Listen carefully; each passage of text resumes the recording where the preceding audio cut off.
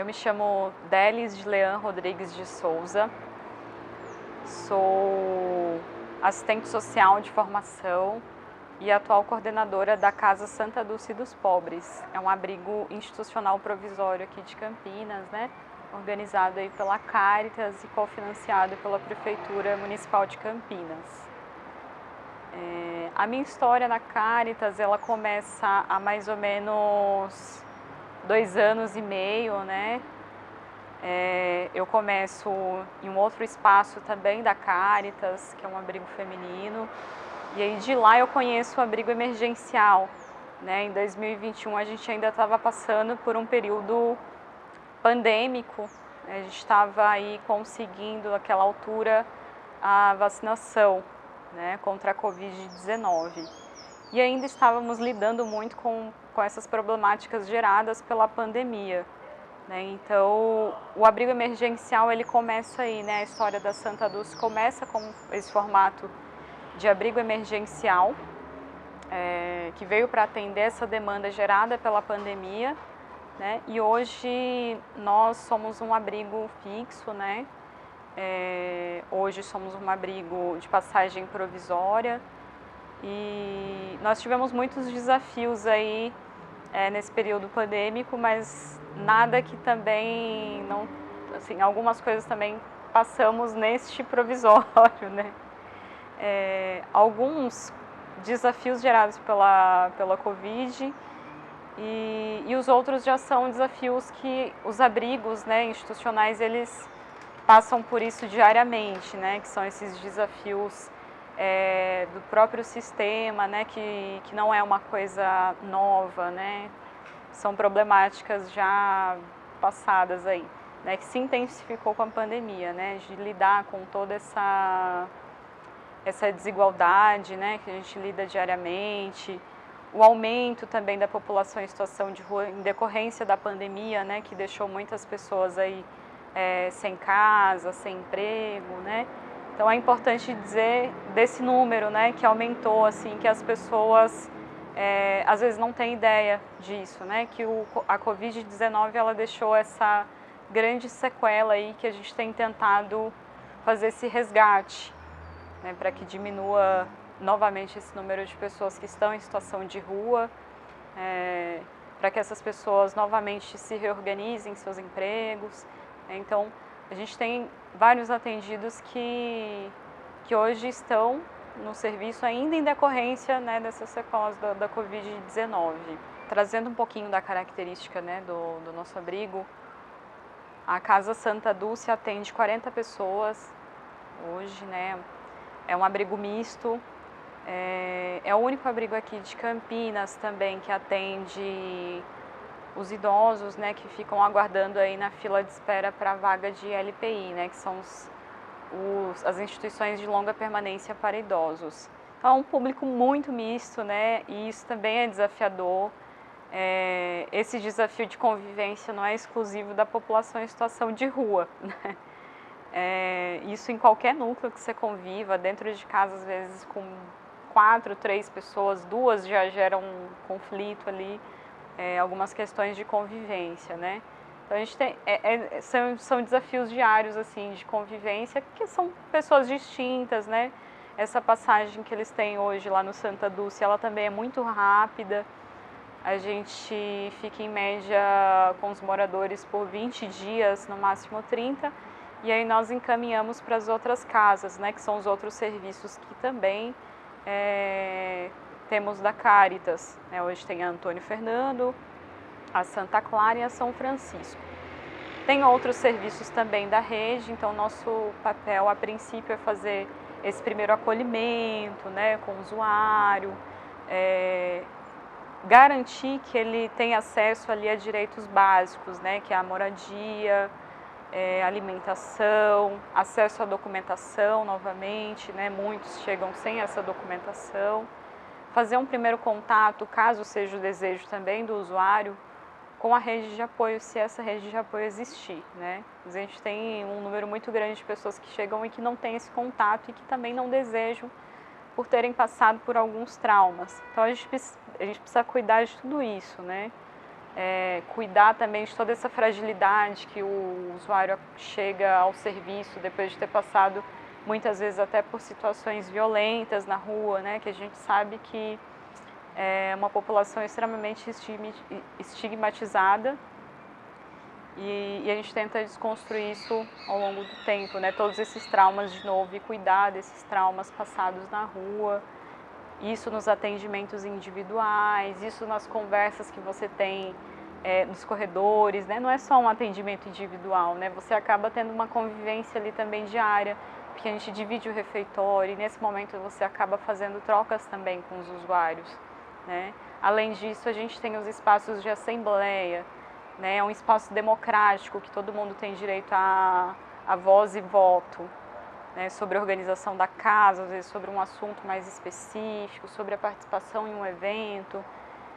Então é um espaço que a gente também passa a maior parte do nosso tempo, né? Eu passo a maior parte do meu tempo ali, né? Então a minha convivência com eles também me transforma diariamente, né? Me faz uma pessoa muito melhor e que repensa 1000 vezes antes de reclamar de algo, né? De olhar para mim e enxergar o lugar de privilégio, né? Que eu acho que quem tem esse contato também, às vezes a gente recebe alguns funcionários que nunca tiveram essa experiência, que é uma experiência transformadora, né? Da gente olhar para aquela pessoa e ela está toda quebrada, né? Todos os vínculos rompidos, fragilizada, às vezes sofreu violência e que ela recomeça, né? Ela ressurge ali das cinzas e que você olha assim, nossa, eu não sei se eu teria força para isso, né? E essa pessoa consegue.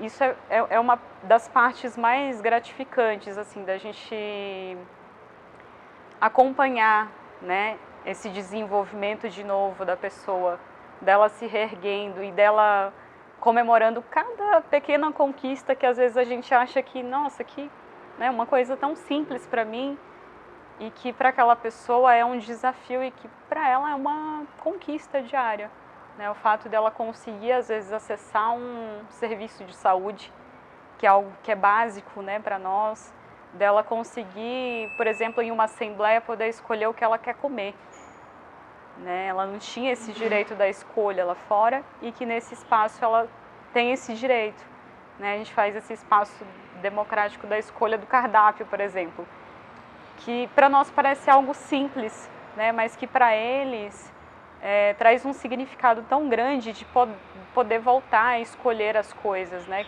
Quando você está nesse lugar, né, que é violento do espaço da rua, você não... é o que vem, né? O que vier é lucro, como eles dizem. A gente trabalha nesse espaço de acolhimento, na maioria das vezes com acesso a direitos básicos, né?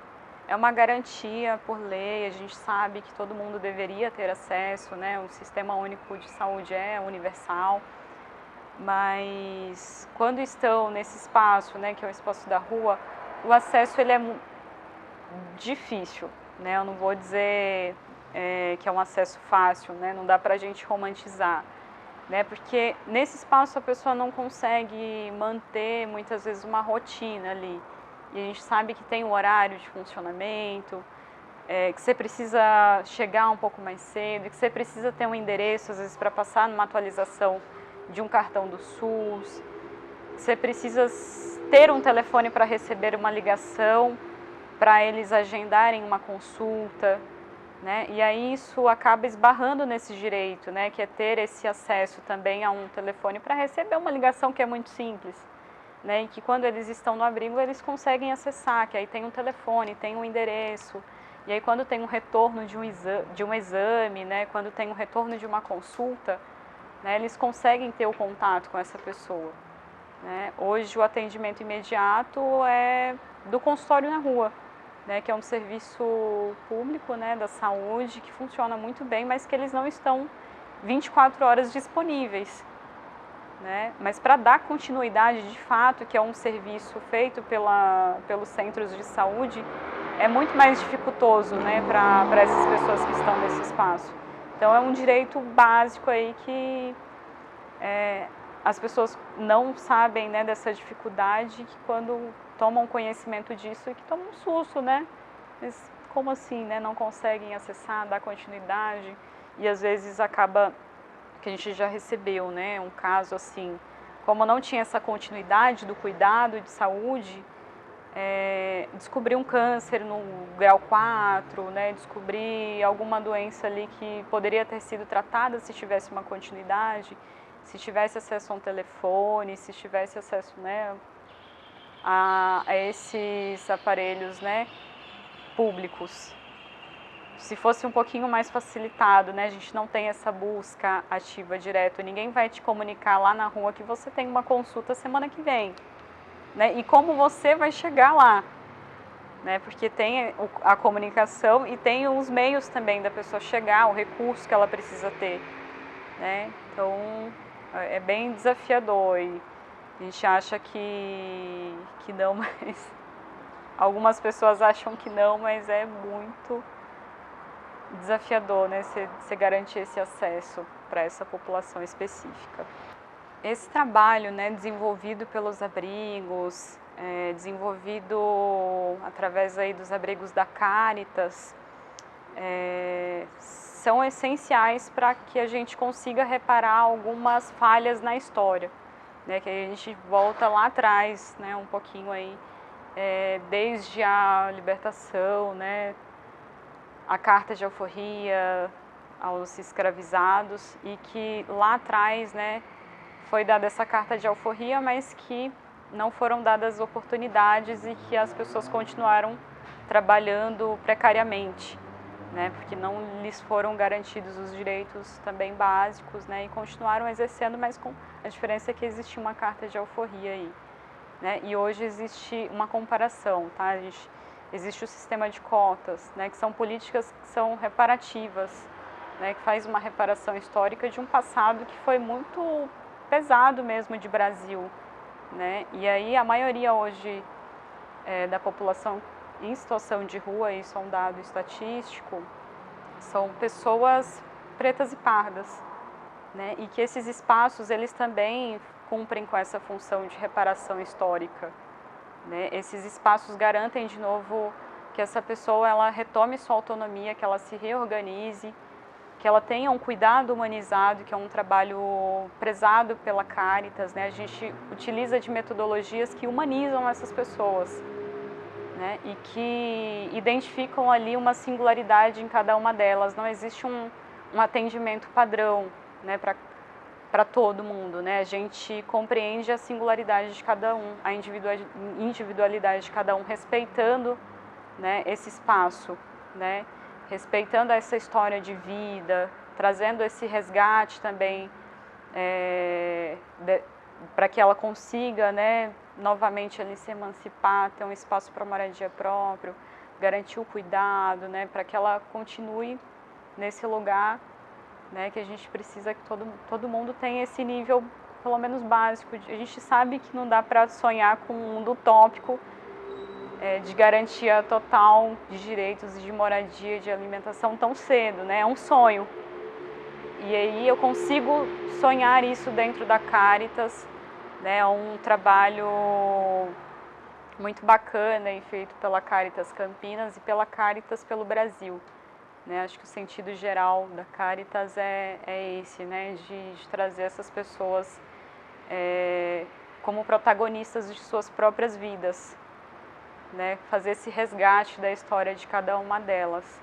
E que isso é lindo, né, isso me faz todos os dias levantar da minha cama e trabalhar com muito afinco mesmo, com muito gosto e muito contente, por mais que existam as adversidades do dia a dia, mas isso me ergue todos os dias da minha cama. Hoje é o meu propósito de vida, para além dos individuais, hoje é o meu propósito profissional, né? Continuar exercendo esse trabalho que eu já exerço, não tenho vontade nenhuma de deixar isso, né? Que eu gosto muito de fazer parte desse resgate, né, das pessoas, de que elas se tornem novamente essas protagonistas aí. Hoje eu sou o protagonista de minha vida e eu desejo isso para todos os meus usuários e todas as pessoas que estão nesse momento, né, desamparadas de alguma forma e que precisam desse suporte, para que a gente chegue no nível de igualdade um dia. Talvez eu não veja e tudo bem, né, que mudanças na história levam tempo, mas que as pessoas vão, né, um dia ter esse mundo, né, que seja um pouquinho mais igualitário, né, que todo mundo tenha o direito de escolher o que vai comer, que todo mundo tenha uma cama para dormir, né, que ninguém mais morra de fome, que ninguém mais morra de frio.